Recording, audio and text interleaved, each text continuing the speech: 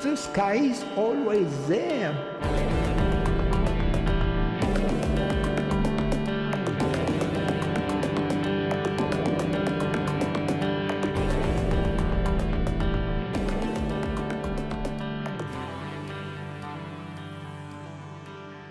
Hey folks! The Famine of Knowledge was born out of a conversation which began in the Pizza Hut as myself and a few new friends met before we all collectively went to our first gig, Fugazi in the Savoy in Limerick. Dreams and questions about time, the universe, and other inarticulate yet burgeoning concepts emerged. Into maturity, one realises that this experience is something we all share, where friends come about not because of geography but specific shared interests. And as the geographical/metaphorical gulch grows to continental proportions, the conversation expands as the different participants of it go on to experience new things in new cities and new places. The conversation, lentils and germs, continues until it ends. The podcast is about reaching that end, the process of its ending, which is hopefully far, far away. The Famine of Knowledge, for those not in the know, is an incredibly astutely clever and fantastically clever smart play on words inspired by the Irish myth/legend the Famine of Knowledge and the all too real historical period of ethnic genocide later rebranded as the Irish Potato Famine. For young Irish people of our generation, these two reference points carry a similarly familiar weight. The content of both subjects would have been inserted into our primary school minds repeatedly like a rusty USB stick, and with about the same enthusiasm as someone emptying a dishwasher. The myth or legend of the Famine of Knowledge comes from the Fenian cycle of Celtic mythology, featuring Fionn McCool as a young boy, and what is categorised as the boyhood deeds of Fionn. This next bit comes directly from Wikipedia. The poet Finnegas spent 7 years fishing for this salmon. One day Finnegas caught Fintan and gave the fish to Fionn, his servant and son of Cool, with instructions not to eat it. Fionn cooked the salmon, turning it over and over, but when Fionn touched the fish with his thumb to see if it was cooked, he burnt his finger on a drop of hot cooking fish fat. Fionn sucked on his burnt finger to ease the pain. Little did Fionn know that all of Fintan's wisdom had been concentrated into one drop of fish fat. When he brought the cooked meal to Finnegas, his master saw that the boy's eyes shone with previously unseen wisdom. Finnegas asked Fionn if he had eaten any of the salmon. Answering no, the boy explained what had happened. Finnegas realised that Fionn had received the wisdom of the salmon, so gave him the rest of the fish to eat. Fionn ate the wisdom, and in so doing gained all the knowledge of the world. Throughout the rest of his life, Fionn could draw upon the knowledge merely by biting his tongue. The deep knowledge and wisdom gained from Fintan, the salmon of not Fintan, the Famine of Knowledge Fintan, his name is Fintan, he's from D4, allowed Fionn to become the leader of the Fina, the famed heroes of Irish myth. The Famine of Knowledge embodies knowledge as a physical entity, something which is consumed like something we read from a book. The famine aspect of our podcast moniker suggests unknowing. It's all very Celtic Zen, a term I just pulled out of my arse. What is known is certain. Thematically, I think this podcast is more inclined towards unknowing. We are more interested in opting out. Surprise, surprise, art school fucking graduates. So we take the concept of famine, an event in which there is little or not to consume, and superimpose it over something else to produce either a conflicted or harmonious meaning. Take your fucking pick. Sounds good. I don't know. Yeah. Well, that's a bit of context. Hi, Shane. Hi, Steve. How's it going? Good. Ladies and gentlemen, welcome to the Famine of Knowledge. That was the introduction. Basically, the Famine of Knowledge is an excuse for us to have a Skype chat and to feel like we're doing something as creative people, even though we're probably just having a Skype chat.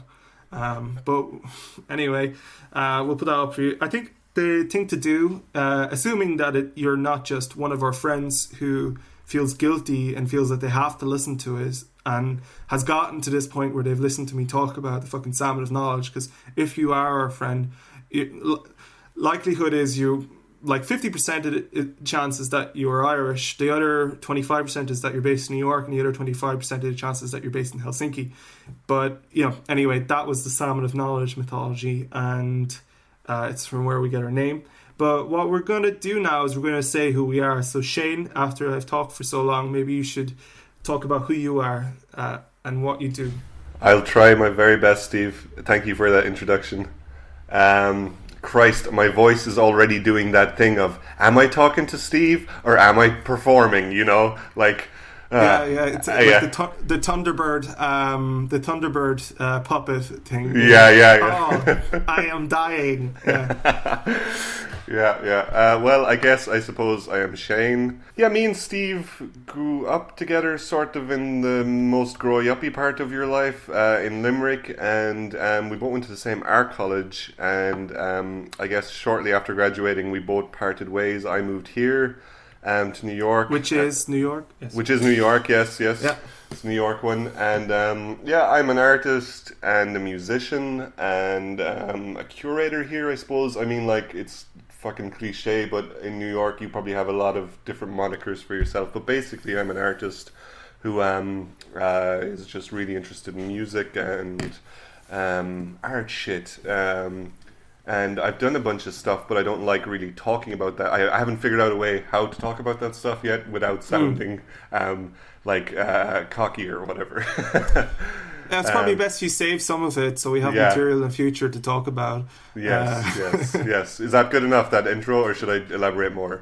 I mean, it's what you're happy with saying. It's probably about as much as I'm going to say about myself. I'm Steve. I'm also an artist.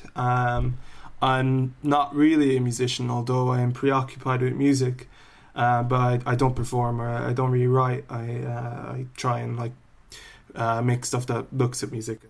Same, all that stuff. Yeah, and I guess we're looking at the fact that for some reason I've been allergic to Skype for like 4 years, and this is the first time we've talked at length in a while, I guess, isn't it? Yeah, I think so, yeah. Like last time was say when you were working on a quiet day in Station Independent, for 5 seconds, I think.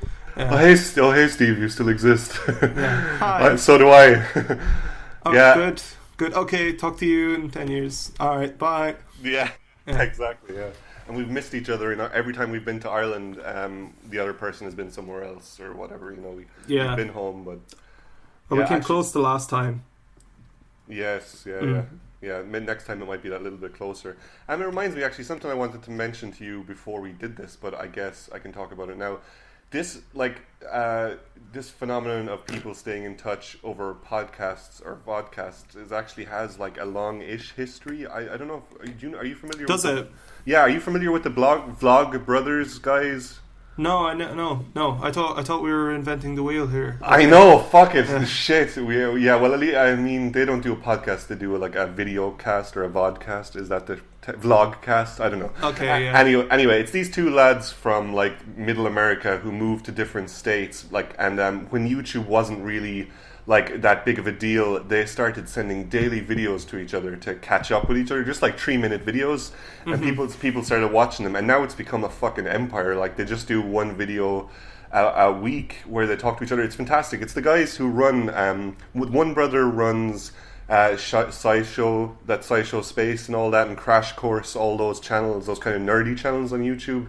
That's one of the things he does, and they have a kind of a thing together called Nerd Fighteria, and then other people have started making vodcasts off that, I guess. And then the other brother is a writer. He did The Fault in Our Stars and Looking for Alaska. A bunch of these things. Really? A bunch of these things that have turned into movies now. There's 2 movies that he's done. I can't remember the other names, but that's, I think, a good kind of context in a way for what we're doing. Like, you know, it's kind of like a medium. You know, it's like an established medium in a way. Yeah, I was working on this book about this teenager who got cancer, and it was pretty gut wrenching, so I had to abandon it.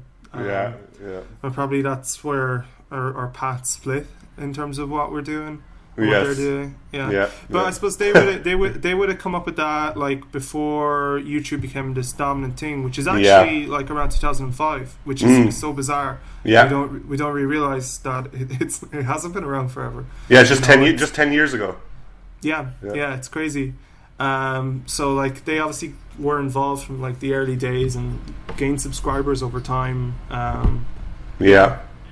So, like, do you listen to many podcasts yourself, Shane? Is there, Probably not as much as you, but I do love them when I do listen to them. How much do you think I listen to podcasts? I think you're fucking addicted to podcasts. No, I'm only messing. I don't know. I listen to. I'm hiding MP3s under the mattress in the bedroom, and there's I have a waterproof container which I keep in the cistern of our toilet, and it's actually just chock full of burnt CDs of Mark Maron's podcast that I just covered around the house. Covered in jizz. Yeah. Yeah. Well, that's not very waterproof, but yeah. Oh, it's been like 10 minutes and I've said the word jizz already. Yeah. Yes, you have. Jizz. Sorry. Like I listen to Mark Maron's podcast, but I listen to him retrospectively. Like I don't follow him in the week. I kind of like every 2 weeks I'll go, I haven't listened to a podcast in a while, and I'll pick out one from his collection. That's kind of what I've been doing. It depends on like how much energy I have in terms of picking something. I know that they're all going to be good, and when I don't pick one, I kind of, and it's like, oh, I don't know who that is, but often it ends up being quite interesting and gives. I just listened to an interview from like 2 years ago where he's interviewing Nick Frost from like Shaun of the Dead and Spaced, cool. Simon Pegg's kind of collaborator with Edgar Wright. That was really good, actually. I always kind of wondered how they got going. They started out, Yeah. Well, that podcast interview with Mark Maron, I'm sure it's really funny when you look back on it. That's one of the incremental steps in like how they got more notice in the States. Like they're huge here. Like like Simon Pegg is like best friends with J.J. Abrams, and he's in like all the Mission Impossible and Star Trek movies, and he was in Star Wars as well. Yeah, that's how Obama got big as well. I think so. It was the Mark Maron podcast. Yeah, he went on to Mark Maron, and now everyone's talking about Obama this, Obama that. It's yeah. That fella. You can track that lineage. You can you can find that point in time where Obama became famous. Yes. Because before that he was just your run of the mill, Instagrammer, rare Spider-Man comic book collector. Yeah. That's just what he did. Yeah. Just for our transatlantic listeners, is actually did you know, and I will be saying that every 5 seconds. Yes. There's a few Irish lexicon things that we should probably we can elaborate on them as we go, I guess. It's hard to create distance from them sometimes, but if this actually kicks off, then I'm sure people will be messaging us through the rafters about our idioms and other I want to say linguistic caveats, but that's probably not what I think it means. No, you're pretty close, I think. Whatever, don't go into that, Shane. One of the things I was going to say is that I'm suppressing my American accent voice here. Like when I talk to someone from Ireland, the old Irishness naturally comes out, and then if like my roommate's around or something, I'll do that thing that's very cringy to Irish ears, where like, oh, Shane's been gone for a little while now, he sounds like he's really trying really hard, but it kind of comes out naturally. So it's refreshing. It's nice to actually just talk in Irish like default accent. In Hiberno English. I kind of feel the same way. I think the pace I've had to adjust to here is a little bit different. There's this thing called Finglish, which it's basically how like, I don't think it's fair because the people have like such great English here. Sometimes you can get quite confused as to whether someone is a native speaker or not. Some people carry their accent with pride. Some people they talk in a very like kind of Americanized or Britishized kind of way of speaking. But it's quite interesting. But there's this thing called Finglish, which is like it's where you can hear the grammatical rules of Finnish influencing how someone has learned English. And sometimes I find myself kind of slipping in partially into that way of speaking. Not really amongst friends, more so if I've met someone for the first time, or not in my career, but in professional situations, jobs, part-time jobs that you end up doing, where you start to speak in a very clear way and really I just heard it pacify there, the Irish part.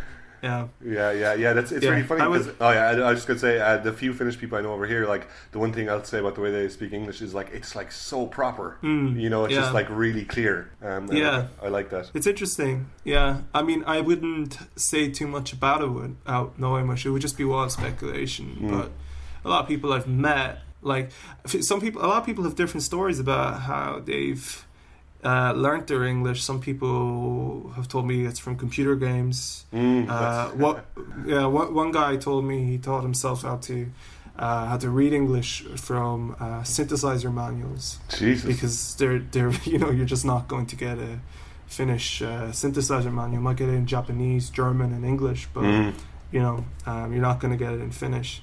Yeah. Oh yeah. It must be. I wonder. It's weird. Like, I wonder, does that affect? Like, I mean, I guess it does affect you for the first while anyway. When you're learning it, you're like, you're being taught by a manual. So yeah, you might. Want to cut, I don't want to insult this guy, so you might want to cut that part out. Like, I don't think he'll listen to this. Good. It's just like, does that mean you talk like RoboCop once you learned? Do you just say LFO every now and then, or like? That would be if the synthesizer itself taught him English, though. Yeah, not the manual. The manual doesn't just say. Yeah, I suppose not. So yeah, okay. Well, we kind of don't need topics, but we have them. Yeah, I want to delve into them. I want to be a little bit OCD on one of the topics you just mentioned there, just in case because we just started by you asked me what podcast do I listen to, and I feel like it's very important for me to state the fact that the podcast I listen to the most and actually do sometimes listen to on a weekly like caught up basis is the Mental Illness Happy Hour, which I feel like I think the guy's friends with Mark Maron. They've interviewed each other, I think, on their shows. But, what's the name of the presenter? The presenter is Jesus Christ. I can't remember. He's a comedian. And this is where we learn Shane has changed, irrevocably even. Yeah, I'm a Christian fundamentalist now. He's like a comedian that doesn't have as big a profile as the other lads who have done this kind of thing. He's like super nice, but he's got like a debilitating. I mean, I think he's better now. He's been doing it for years. But when he started out, like I'd say it was a coping mechanism for him. He has like a debilitating depression diagnosis to the point where he couldn't go outside for a while, and he just started interviewing people really honestly, but like it ended up being way funnier than you think something like morbid would be, and it's just so fucking fantastic. But I don't know, I think it's worth mentioning here because it's like a subject I like to get open on or something. I don't know, it's like when you have podcasts, like the best part of podcasts like Mark Maron's one is when people get really fucking honest, and they go like, they've been talking for a while, so they've warmed up, there's been like the talky foreplay, and then they get into like the meat of the stuff and the kind of transcendental life stuff, which kind of refers back to what we were talking about when we met up in that pizza place, like we went to pretty like, what were like, I'm doing quotation marks with my fingers, heavy subjects for teenagers. We want, like, it's so funny as these like art students we were interested in, or want to be art students, we were interested in these really like abstract kind of trippy things, from a young age, and it's interesting. Yeah, we kind of pursue that still now, in a way, and we try to refine our language and we try to sound cooler about it, and stuff like that. But it's a big thing, a big topic for artness, I guess. Is that vague enough? There's a drive to try and like grasp these things that just can't be known. And it's kind of it's a failing as much as it's beautiful. Most failure is beautiful, like it gets me up in the morning anyway. Exactly. I think it's a good question. If you ask any artist what gets them up in the morning, it's like the void must peer into it. the void, and then something else that's equally deep, dark, and black, which is my morning coffee. Yes. But yes. Mostly the void. Yeah. I'm one of those weird New York people. He doesn't drink coffee. I don't drink fucking coffee. Yeah. What the? I just don't. I don't know. I drink hot chocolate. Yeah. Well, I don't know what to say that's undefensible. I think we should just end the podcast now. All right. Thanks, folks. Shane doesn't drink coffee. Yeah, that, and he's a fundamentalist Christian now as well. You found out so much in the last. Minutes. So, how long have you transubstantiated my blood to the body of Christ? Yeah. Oh, about since this morning. Oh. Yeah. And I'm really into it. I sellotape Bibles to my head before I go to sleep, just to suck up the information. Right. Yeah. I line the insides of my shoes with Bibles. I feel it. Yeah. How do you do that though? With all the Mark Maron podcasts in your socks, how do you fit any Bibles in there? Well, podcasts are usually data, so they don't really take up much space. There's about a terabyte of storage in the fabric of my clothing, so I tend to hide a lot of podcasts in just my clothing. Yes. Yeah. That's pretty good. You should maybe sell that to some startup company who I think this is a dead end. No, I was starting to pick up on it again there. I was like, we went down into the recesses of just absolute shit, and I was like, hang on, you could it could be like Uniqlo, where it's like, have you ever dreamed of carrying podcasts and wearing clothes? Well, I don't know. The thing is, I've been looking to find a good podcast shop. Yeah, I don't know where we're going to sell this. I know what because that is the goal. Yeah, exactly. To make money. Because people are going to be dying to listen to this right now. Well, we have to say about things. Yeah. I don't know. I think this would be pretty soothing if you were doing some drawing work or something and you heard these two random Egypts talking about whatever. Yeah. I think, what's the name of the guy from American Psycho? Christian Bale? Yeah, what's the name of his character? Bateman, isn't it? Jason Bateman? Jason Bateman, No, isn't that the action movie star? That's a different guy. Yeah, I think so. I think Bateman's in there. Anyway, Jason Bateman, when he's murdering a prostitute, I think if they were filming that in 2016, the guy would probably be listening to podcasts. He'd probably be listening to a podcast. I don't know. To the Famine of Knowledge while he's hacking up something. Yeah, while he's hacking someone over the head with that. Well, he's hacking Jared Leto? Jared Leto. He's hacking Jared Leto's head off. Was Jared Leto? Oh, Jared Leto was in American Psycho, was he? Yeah, he was his competitor. I'm going to have to go back and watch that shit. I did not realize that was him. I hope I'm right. No, I think you are. That makes perfect sense because I think he had slick back hair again, which kind of looks like the way he does as the Joker now. Yeah, I want to see that movie just for his performance alone. I think it'll be silly, but yeah. That actually brings us to a topic that I hadn't written down, but I was thinking about on the bus on the way in.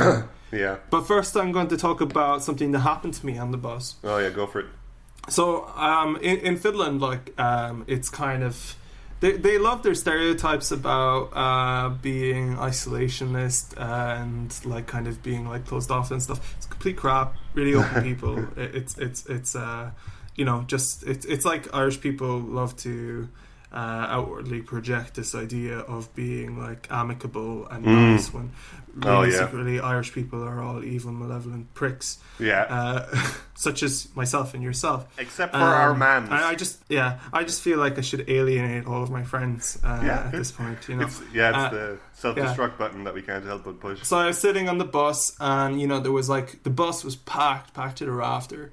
Yeah. So there's a guy there, and I sit down next to this guy, and about 4 stops later, the bus is about half full, and another 4 stops, the bus has completely emptied, except for me and this guy, who are sitting right next to each other, practically holding hands, and I didn't want to get up because I didn't want him to think and he was sitting at the window seat and I was sitting in the aisle seat, so it was up to me what to do here, and there's no problem. But then, am I uncomfortable?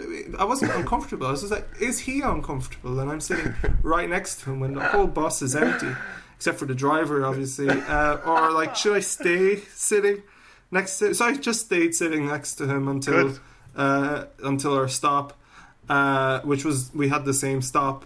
So then it looked like we were getting off the bus together. So to the casual observer, nothing happened there. But yeah.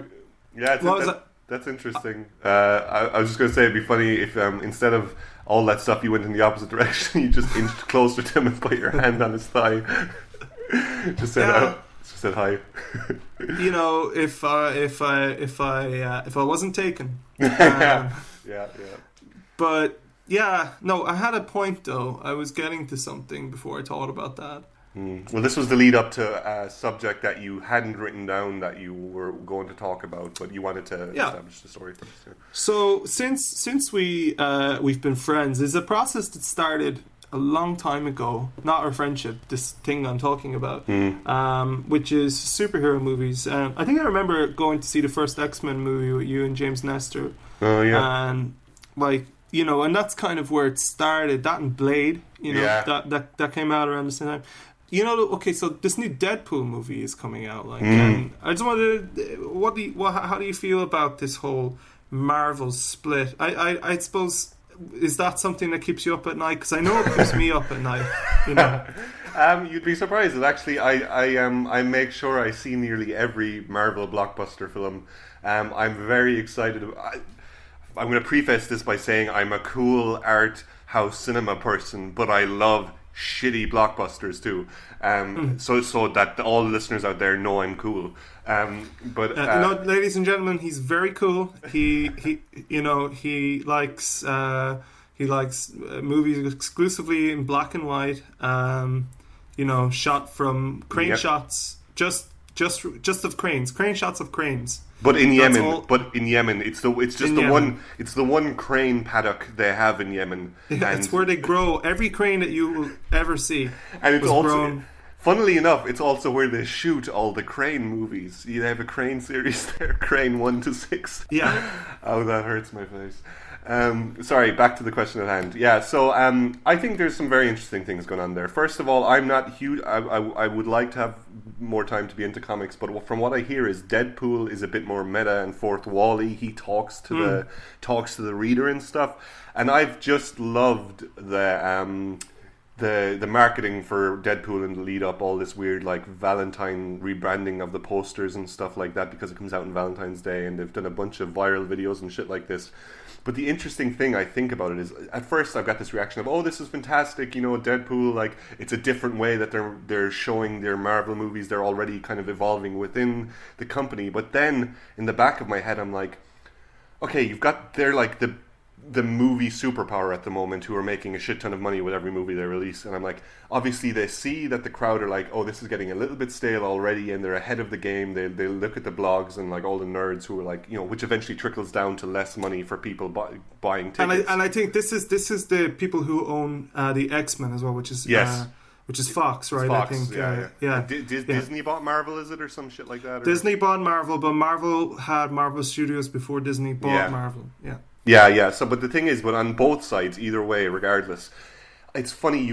If you look at it, I'd almost guarantee that there are these think tanks in there that have to approach the way the next movie is going to be put out there by acting as if they were a rival company within their own company. So the last movie that came from the studio that did Deadpool didn't have that kind of very lucid approach, like, hey, we're here with you, we're cool guys, look, still buy our tickets. They were like, how can we make this different? And I think a few things maybe not, but they may follow the Deadpool trend for a little while, and then they'll establish a new trend from within their own company. And this goes for Marvel Studios and Marvel or whatever.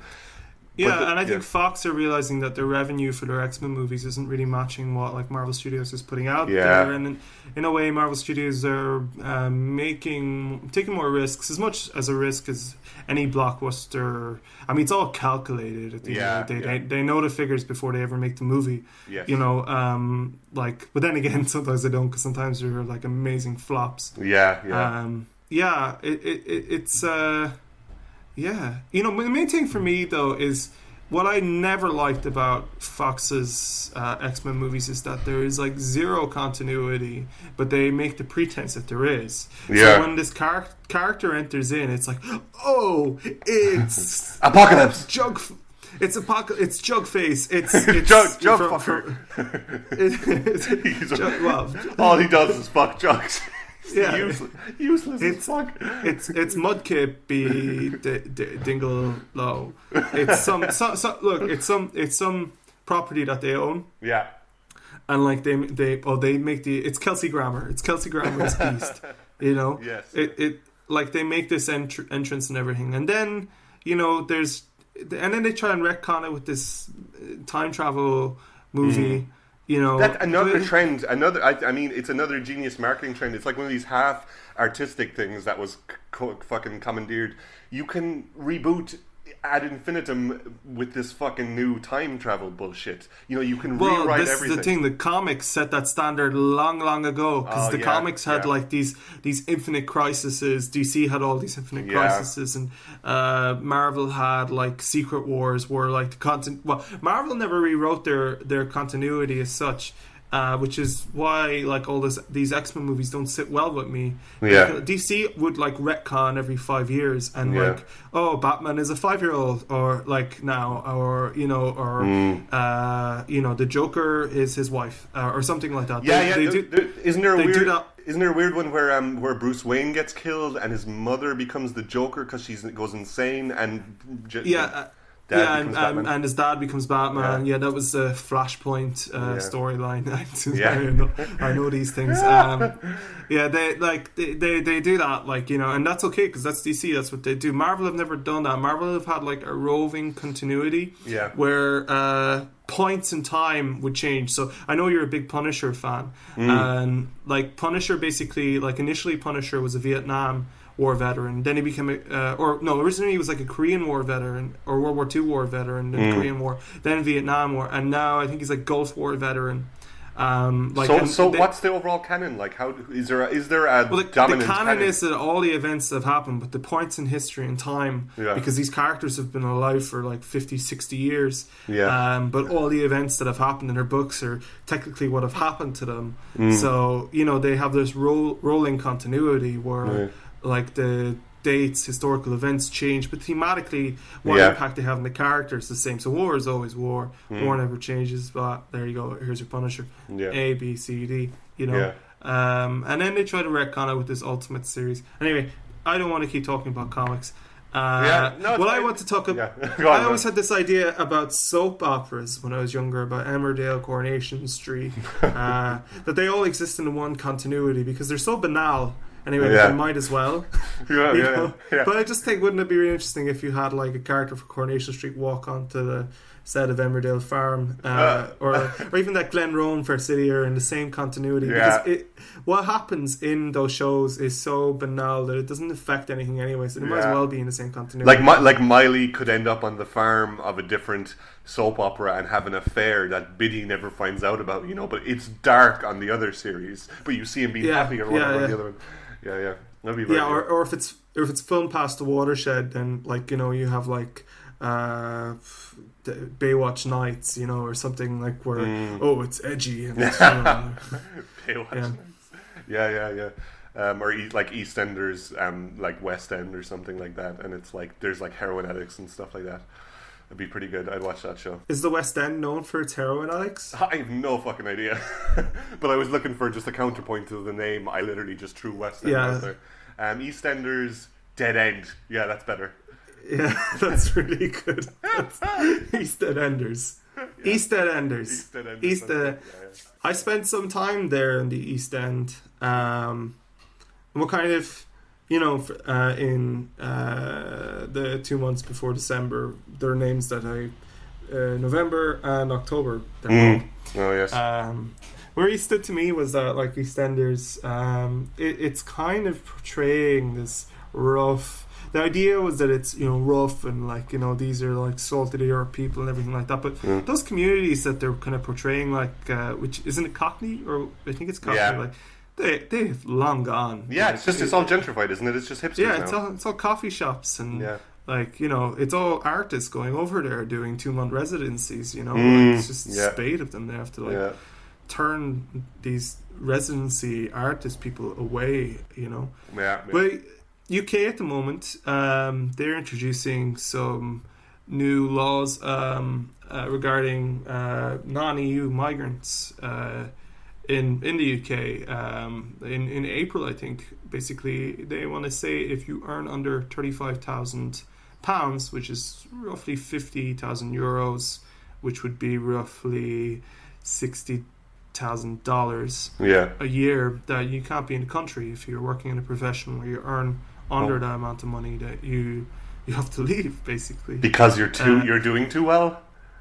No, because that is considered a threshold for not doing well. Because if you earn more than that, then you are by these statistics you are contributing to the national wealth. But if you earn under that amount, your liability, you're like even though you're paying your taxes, year in year in, you might never go to the doctors under the NHS. You might never have to sign on to the live register or anything like that. You might be doing something like one of those jobs that's really helping people. You might be a fucking home health aide or something. That's the thing. I was reading an article. There's a lot of social workers that fit into that percentage of money that they make. There are a lot of creative people that obviously definitely don't make more than £35 35. They don't make more than £35 sterling a year, let alone £35,000 sterling. They can buy 3 Mars bars, and if they go any larger, they're really fucking themselves over. That was the end of my sentence.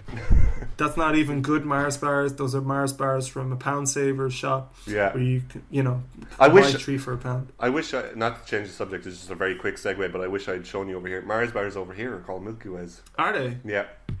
What? Like you open a Milky Way packet and there's a fucking Mars bar inside, and there's no Mars bars here.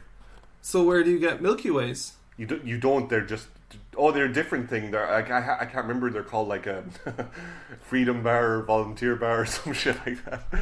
Mounds Bar maybe, I can't remember. That isn't a segue, because it brings us right to one of our topics, which is indigenous snack foods. Namely, we were going to talk about potatoes. Oh yeah, that was promised. Yeah. That was in the press release that went out to like a million people. And now that we've addressed that, we can move on. Oh, great! Now, under potatoes, I have marked other things. Shane, would you like to take it away? Oh yeah, for sure. Jeez, I just love talking about other things. I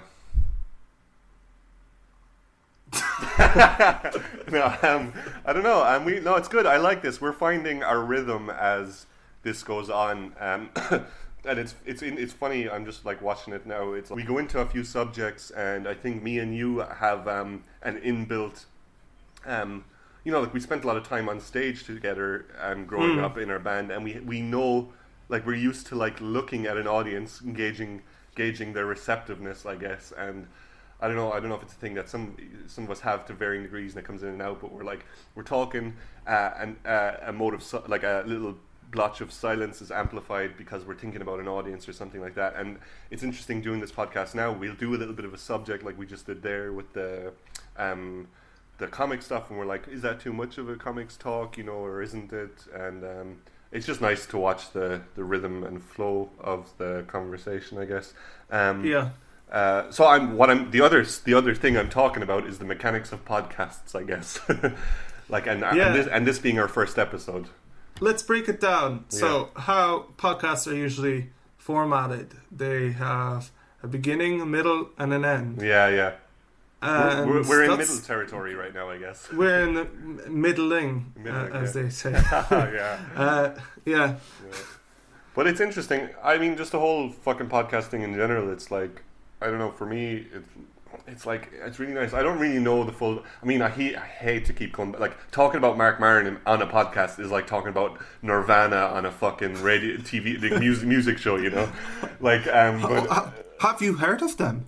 What? You know, Exactly. Nirvana. It's so it is geeky, I know, but like at the same time, you have to acknowledge what makes you have this realization about a medium. Yes, you know, yeah. I think, and also I think it's gauging. Like our friends who may listen to this, or God forbid, one or two other people outside of that, they you know, we're kind of gauging what they might know about podcasts, you know, like, and that's a good standing point. Is, you know, he does it very well. Yeah, and have you listened to like his first podcast episode? No, I haven't gone back that or far. like listen to any of these comics' first podcasts, like, or listen to the first episode of like Harmontown if you can get it, because I don't think they have it up, or listen to The Lavender Hour with Duncan Trussell, or I love Duncan Trussell one. Duncan. What's he's got another one. Well, he has the family hour now, but it was originally called The Lavender Hour. And it's like really badly produced, and like when probably better production than what we're doing right now. Yeah, but it still seemed like really badly produced. Yeah, the levels were like. Yeah, when someone laughed, it just like peaked. And like you're walking somewhere or whatever, you know. Yeah, constantly adjusting the volume, pain in the ears. So this is a start. Yeah. Also, our name is better than The Lavender Hour. So fuck you, Duncan Trussell. I'm only joking. You're great. Yeah. No, he's not going to hear this. I know. Yeah. Although maybe not. I mean, he seems very approachable. Yeah. You know? But then I think people that make podcasts are probably not listening to podcasts a lot. Are they? Except for you, like and someone me. who has as much output as him and is on as many podcasts as him. I don't know though. I mean, like, if you're a musician, you listen to the competition out there, or like, you know, new stuff to get inspired. So maybe they have an hour set aside just a week where, I mean, this is speculation, but I would assume that you'd have to see what other people are doing. Maybe not. Are comedians taking over? Is comedy becoming more and more and more part of how everything works? Is that I think that's a force for good. Well, yeah. In any breakdown of what good is, or morality or whatever, like, you know, I think there seems to be more comedy than there ever was. Yeah. Well, I read an interesting article before. It was talking about how comedians nowadays are the philosophers of our time. You know, like there's no guy in the town square with a scroll reading a bunch of shit, shouting at people. There is, but he's not doing philosophy or whatever. But like, that's the thing. You know, like, I mean, it's an age-old brute fact that like a lot of good comedy. Yeah, like philosophy became the discipline that those crazy people could be channeled down through. Yeah. And but like in good comedy for me, and I suppose for most people, is when like there's a joke there, but it's touching on some really serious truth. You know, like that you can relate back to your life. You're like, I fucking get that. Yet it's so fucking deep and funny at the same time. You know, so they're sneaking in these awesome philosophy hits, and you know, the public are reaping the rewards, and then I guess it builds from there, because it's not just comedy anymore. Like someone like Louis C.K., like, you know, he did the show thing, and like he took tons of risks with the show. Like, his show is like morbid as fuck sometimes, but it's brilliant because it's just relatable. Like it's not always comedy. Sometimes it's fucking really morbid. And you look at someone like Mark Maron, who had a bunch of success, took a bunch of cocaine in the 90s or whatever, disappeared, and then slowly found this like medium that worked for him, and now he has a show about his life, and it's pretty static and normal. But there's something so relatable about it. It kind of is the same feeling when you read some like lucid philosophy books, you know. I think it's a very good force. But it's kind of like you said about the guy in the town square screaming shit from a scroll and throwing shit from his pants at people. You know, that those crazy people, the discipline of philosophy like came about. Where, like, I mean, what if you think about the idea of focusing all of your time onto thinking about everything? You know, it's insanity. You know, and you know, comedians are like, they're like philosophers, but they are like a feedback kind of thing as well. You know, they they return it, you know. They package. Well, philosophers do that too, but they package it in a way more entertaining way. If that's what you're about to say. Yes, that was the words that were about to come out of my mouth, but you did it. That's why we're friends, Steve. No, I agree. Like the fucking whole philosophy spiel. I mean, it's weird. I mean, even I don't know. I actually wouldn't call it insanity to spend all your day thinking about everything. That's actually kind of a more, to me, it's like, it's the sane approach, but it just doesn't gel with society very well, you know. I'm not crazy. I'm just sane in a crazy world. Exactly. Yeah. But I think it's true. I mean, like all this society shit. It sounds so cliche, but it's very overpowering. I know. I have a job that allows me to think a lot all day, and I'm really fucking grateful for that. Like I don't think since I've been 16 I've been that bored. You know, I just think about shit all the fucking time. And when I can see a comedian, like that's the thing. Like it's fair enough to be thinking and to have to be able to write some shit, but to get someone to make a difference to someone's daily life or whatever is something that comedians are genius at doing, because they package it awesomely. You know, they have these secret little philosophy bombs in their cakes, you know, and they're delicious cakes. But like, there's a lot of there's just, I guess, I mean, it's self-evident, but there's a lot of like, just like there's a lot of shit no one out there wants to bother with in the form of philosophy, and I don't blame them. You got people like Alan de Botton who have the School of Life, who make it like these, because it's our accelerating culture as well, but they make bite-sized nuggets, like 3-minute philosophy videos that have like a practical value, which like Zizek, like he has he has like his films, like, you know, because if he doesn't package it in this way, if he isn't known as like the Elvis Presley of philosophy, or whatever they're labeling him as now, it isn't consumable, and they like philosophers. Like, I mean, philosophers have been doing that though as long as there's been publishing, because publishers have wanted what they are producing to be more consumable outside of an academic sphere, you know. So, I mean, and that's what they're doing. 9/10 of those books are probably unread. They're, you know, status symbols on people's bookshelves. I'm totally guilty of that sometimes. Oh, me too. Yeah, it's class. It's great. I buy things because I have an idea about where I want to be and who I want to be, and where like what I feel my ideology is, or what my ideology might potentially be. And like, I do have in that moment I have the goal to buy, read, consume, just learn. Yeah. But then like I have to wash the dishes. Yeah. You know, I mean, scratch. You know, scratch my back, scratch other parts of my body. Yeah. Make some chips. You know, it you know, and then the book is just there. It's reminding me about this thing.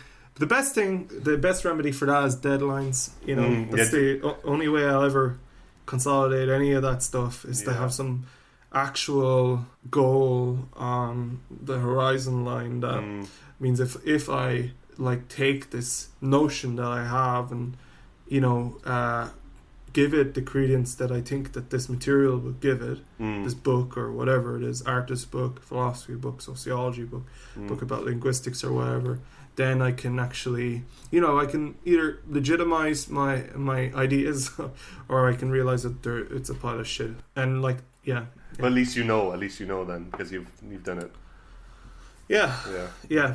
Well, I don't know. Maybe I still delude myself and legitimize what I do by just becoming better at language. Just like a bunch of smoke and mirrors in the form of sounds. Yeah. You reminded me of something interesting there. You're talking about you have the book and you look at it and you're like, oh, look at you haunting me, and like you have to give yourself deadlines. But you know, Tony Robbins or Anthony Robbins, that guy who's like just the most like American looking man in the world. He's like super, you know, like there's a lot of he's the kind of guy that comes up in pop-ups. Yeah, he's probably the guy who inspired the guys that come up in pop-ups. Okay. Like he's actually super genuine, like a really lovely guy, you know. Owns a bit of a business empire now, I guess. Like he's kind of like the kingpin of all this shit, I guess. But having said all that cheesy shit about him, that doesn't mean that there isn't some nuggets of wisdom in there. And the reason what his program is basically is he spent a long time researching people, what makes people do things, and it is motivation. And he looked at what are the points of highest motivation in people's lives across the board, and it's obviously if you have a gun to your head, you're going to fucking do something. That's at the far end of the spectrum. If you have a gun to your head and there is no other choice, you're just going to do something. At the other end of the spectrum from that is you can have all the best intentions in the world, but if you're super comfortable and kind of feeling lazy, you're probably not going to do anything. So he kind of came back a few steps, what's the next thing from there, from the gun to the head thing that'll make you do something. And he eventually got to a point where he discovered that it was about cultivating motivation and what do you actually really want, I suppose. And that for me, that was just one time I watched a very short video, but I was just it's actually a very simple thing that you can apply to your life. Basically how much do I actually value art? Do I want to do this thing? Just doing a short mental calculation in your head of what are the a cost benefit thing? What if I do this now? Am I going to gain from it? And not just that, not just to beat the living shit out of yourself, but if I just say fuck all this and I don't do any of it, can I just not beat myself up for a change? So yeah, I don't know. It's interesting. Yeah, you were saying one of the only ways is deadlines, but something that this for me, for you, exactly. Yeah, I'm sure a lot of people have other ways of motivating themselves, and in a way, it's something I've fallen into. Everyone gets their own rhythms, everyone figures out how to do different things. But then something that's come up for me, and this isn't related to what he says, is I just maybe touched on it a little bit there, is the fact that not fucking burdening myself with motivation. What happens in the opposite direction? It's can I it's what happens all the time. It's just a pattern. Is I want to do something, I don't do it, I beat myself up and feel kind of shitty, and then I cover that over with something else. But just coming to terms with accepting the fact that I'm fucking lazy sometimes and I don't fucking do things, and that's fine. And then not overburdening myself with a bunch of tasks that probably won't get done and it'll make me feel fucking really heavy for a long time. Instead, just doing one thing every so often has been fucking relief for me. Just not just that constant fucking pattern of I really want to do these 50 things. I'm going to buy a bunch of books. It feels good to buy those books, and I'm going to read those, and then I'm going to be a better person and more equipped at the end of the day. But it's been nice to just fucking surrender that and just be fuck it, I didn't do that shit. It's fine, and I'm not going to do that shit. I know myself now. Stop kidding yourself, Shane, kind of thing. Which it's just been nice. I don't know how we got onto that, but. Yeah, no, talking about deadlines and at the same time, okay, you know how it is with applying for open calls for international deadline city there, yeah. I mean, there's the deadline of applying in the first place, but then there's also the deadline of once you're accepted to do the project, which is 1 out of 10 that you apply for, to actually go off to some corner of that corner of the world, some developed part of Europe, to do this thing. And that's a deadline too. And there's some anxiety, but it's also excitement. And sometimes you have to kind of think am I anxious or am I just excited at the prospect of getting to do something? And it's I won't figure, maybe what do I have to do this thing? I've set myself this really technical task I don't know what to do. But that's why you bloody you would do the thing, because you want to learn, you want to expand. That's the whole point of creating some artistic product, is you can show people that, and maybe hopefully inspire someone to have the same kind of feeling about your particular take on the structure of time and space. It is a job, I mean, it's not what pays your bills most of the time. Although last year I was lucky that it did. Yeah. But it's not going to do it again for me this year, and probably not for another 5 or 6 years. Yeah. Unless I can get some job in education or something like that, and even that isn't necessarily that's not your practice. That's just, it's closely related enough, pedagogy, to if you're teaching at third level or something like that, which is what I hope to do, in terms of my subsistence. I'd rather not be doing dog walking and teaching English and working in a call center. I mean, that's not what I went through 5 or 6 years of college to do. you know, I went to 5 or 6 years of college to be professional at something, which I'm trying to do. Yeah. But you know, it's yeah. I mean, fuck. I mean, if you're an artist out there and you're listening to us saying this thing, you know very well yourself. If whatever type of art you make, whether it's music or if you're a writer or whatever, you know what we're saying. Yeah, for sure. Yeah, I think like it's very interesting that I said it's kind of like a job as opposed to it is a job, because it's that kind of inbuilt shame of calling what you do a job. I guess I have a little bit of, but you know, it's so true. It is a fucking job, man. And like, actually, I mean, one of the best things I learned was to treat it like a fucking job. Like, it's what you do. Like, you don't need to have shame about the fact that you're good at art, you know, and like you make the shit that people like to look at or hear or whatever, you know. It's very like it totally really important part of everything, you know, society in general, like what people have around them. Yeah, no, you should fly your artist flag high, you know. Yeah, I remember when I first moved here, and we had our savings, and you know, I hadn't had that money from that award last year. Yeah. Humble brag. And you know, people were asking me what do I do, you know, and I wouldn't say I was an artist. I'd say, oh, I'm a freelancer. Yeah. All these kind of things, you know, because like I felt like I couldn't say I was an artist, even though like it's what I was spending all of my time doing. Yeah. Is what I get up and sit at my computer and start to do in the morning, and you know, then maybe I go off and do whatever job I have, and then I come back and I do that until 9 o'clock. You know, and you think you think about the art all day at the job as well, anyway. yeah, you know, yeah, it's the same as when we used to do music before we ever went to college or anything like that.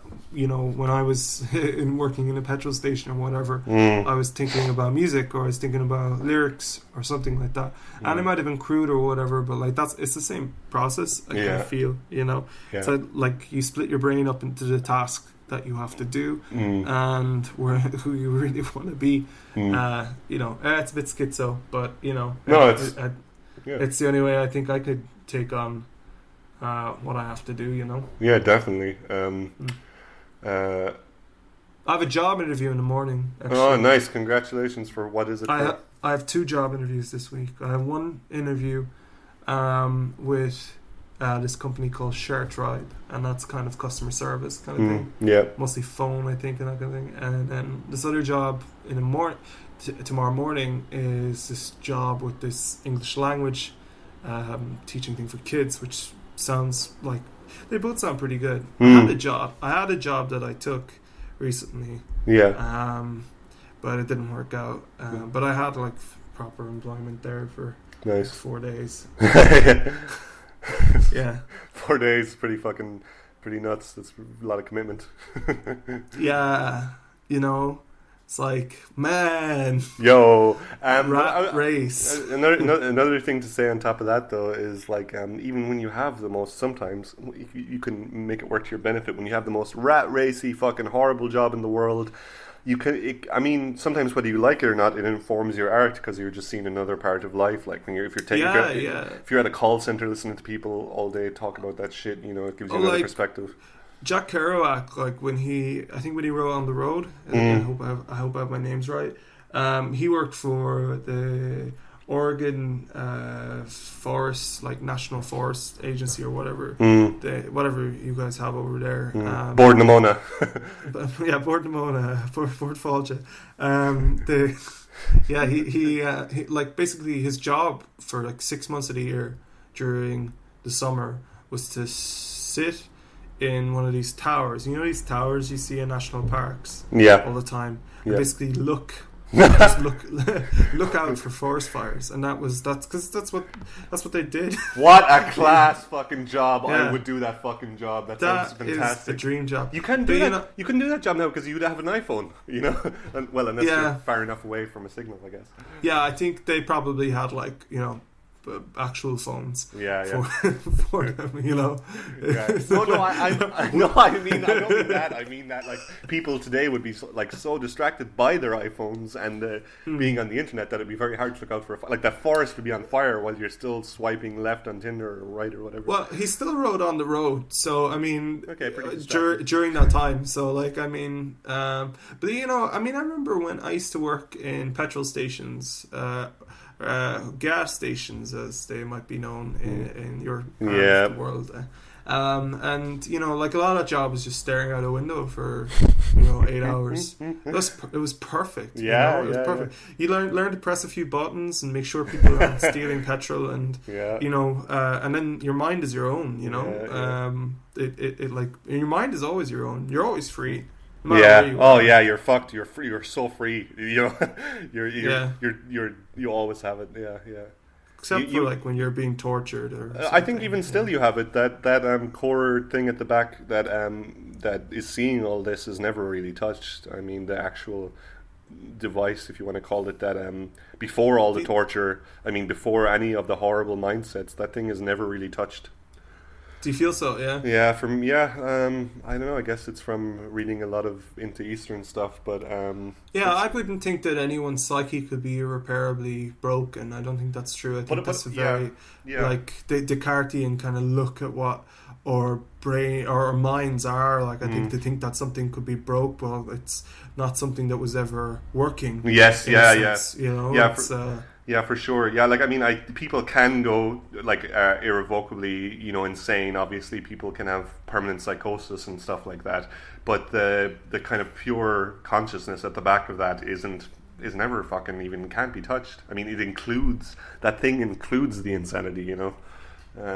It's the How do people like? Oh God, I'm going to sound like a fucking eugenics or something now. But I mean, like, how with a lot of these like kind of questions about consciousness and some of the stuff that you're reading, how do people that have like developmental who are born with cognitive disabilities, who have like how does that kind of factor into these ideas of consciousness? Like, I mean, to me, I would say, it's like no, I won't say that because that could be taken in a bad way.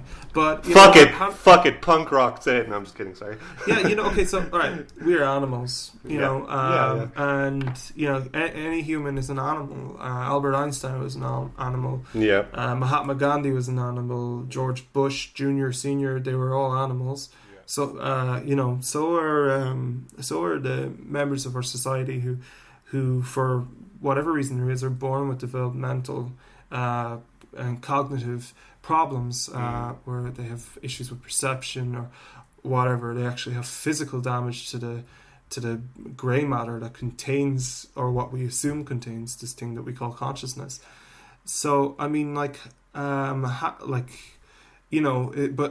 look at your dog, you look at your cat or whatever. Like, is consciousness something that they don't have, or what is I don't know what I'm actually saying. Well, you have an inkling of some suggestion. I don't really know. You touched on something very interesting there. You're talking about people who have problems with perception because of their developmental disabilities. So that's to say that, right, they can't process something correctly. They can't see correctly. They can't hear correctly. They can't speak. And never could. And never could. I mean. Yeah, fair enough. But or did once and now can't. But but you have to. The interesting thing about that is we have set the standard. We call the way we take in these things, the way we process these things, proper. So we are a dented. It's like a coping mechanism. We're taking in as much as we can, but we're just limited. We're filtering the pureness of reality. It's kind of I don't mean in a negative sense, but in just a very technical sense, our senses are like a coping mechanism for it. We see a tree, we cope with it through language and categorization and storing memory and all that shit. These people don't do it the same way as us, but they have that spark, the initial spark of I suppose it's a red herring to compare someone's ability to like operate within society as we know it. As this thing that limits their consciousness. That's why I'm worried it's a trap. There's all of these traps, and it's just I haven't put enough thought into them. Yeah. I suppose talking about them out loud. This is the this is the thought. This is you putting in the thought. You know. Mm-hmm. Yeah. There's a lot of traps there, but it's very interesting. I mean, we just human. The thing I'm most interested in at the moment is human centric bias. You know, the standard makers. We're like the standard makers who are not questioning the foundations of what has created the standard. Sometimes, yeah. I know. I'm sure there are fields that do address that and all that, but science fiction, the kind of David Brin's the Uplift series kind of looks at like the it kind of touches on that, like these standards of sapiency, of like sapiency as this idea of human intelligence as the standard way of looking at, we think dolphins are sapient. Oh, you can join the club, lads.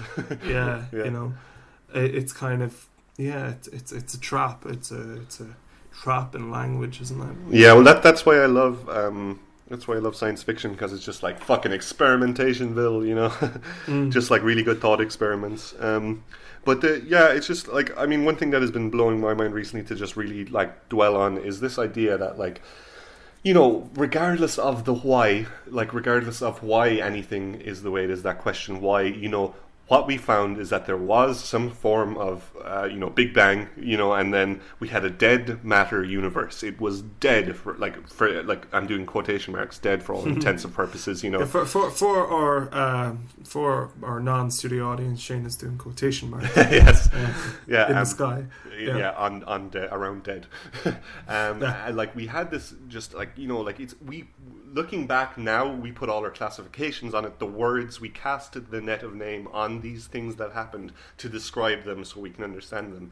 It doesn't really change what actually the things are. Even the word things is a human-centric bias. But anyway, we have a dead matter universe that eventually got to a point, like, just from what we know, it's just like a vast cosmos of deadness and like reactions, chemical reactions or whatever, that eventually got to a point, where like life formed. Like it's almost like we have this this face with no eyes, that's the universe, and eventually this slit opened in the form of us to look around at itself, which is just fucking mind-blowing to me. Like we're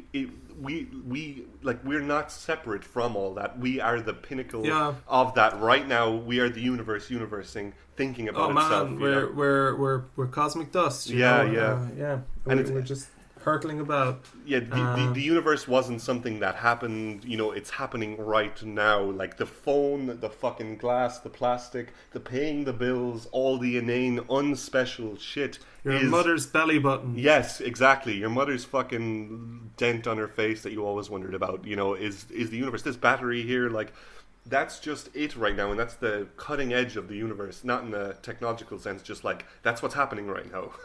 but not Donald Trump. Not Donald Trump. He's excluded from this metaphor. Yeah. He is negation incarnate. He's anti-isness. But that's what's really nice, and I think that's in a way what encompasses some of this, the ideas behind this podcast is, you've got science fiction, you've got hard science, you've got friendship in a Pizza Hut place looking at these questions, you've got art students, and there's a ton of, and you've got like Eastern spirituality and Eastern philosophy, which, if you're Western, could be two different things.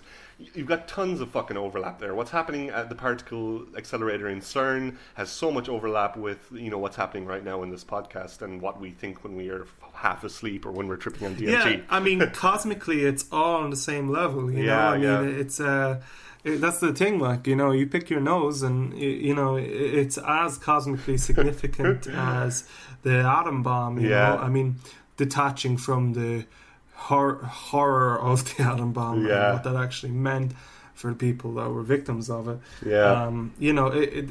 These things cosmically, we're a blip,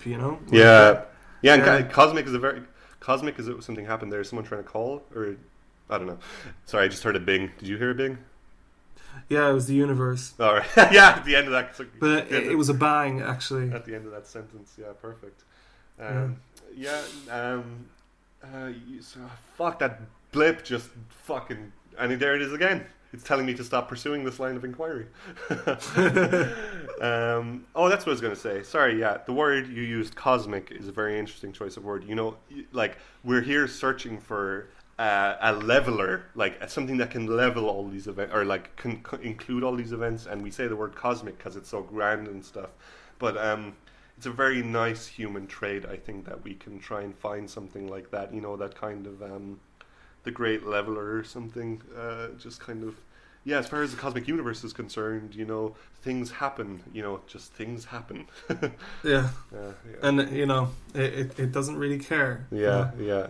Yeah. But it you know, and like, that sounds kind of negative, like, no, but it isn't. It totally isn't. It's kind of like, because it is the things happening and the not caring and the caring. Yeah, and you your mother cradling you in her arms when you were an infant. That is also the universe, you know. So caring is also an aspect. It's just that on a grand scheme, you know, if you were never born, it wouldn't have changed anything. Yeah. Okay, folks. Yeah. Yeah, I mean, do you want to have the last word? No, man, I think I'm good. I mean, I just want to say this is actually really fun. If anyone has made it to this point, thanks for bearing with us while we, like, have had our first date. You know, it's like, it's we're working out many things here, like how a conversation flows, how you make a fucking podcast, how the how to internet, use Skype. Yeah, how to use Skype, man. This is my fucking first time extensively using Skype. But yeah, hopefully we can make it more interesting for everyone else as well as time goes on. And yes, I'm hungry as fuck. On the last point, I said closure instead of close. Oh yeah, you know, I thought you'd like that. Yeah. Nice. Good meta analysis. Yeah, so I'll have the last word then. Good. Last word. Good. I'm gonna cut. Right, I'm editing it. Yeah, I'll probably keep all this too. But, yeah.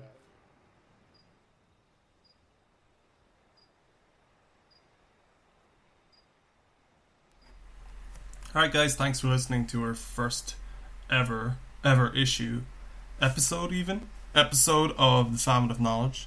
Famine of Knowledge is produced by Steve Maher. Co-hosts are Shane Harrington and Steve Maher.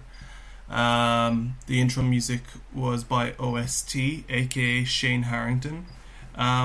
Next episode we hope to have featured as a guest Paul Tarpey, and Shane's roommate David Cash. It should be pretty interesting. So the idea is that we're having this conversation that we've long had, but as is often the case, our conversations include other people who are nearby, who have other pieces of input or components to enter into this whole fiasco. So, yeah, stay tuned and thanks for listening.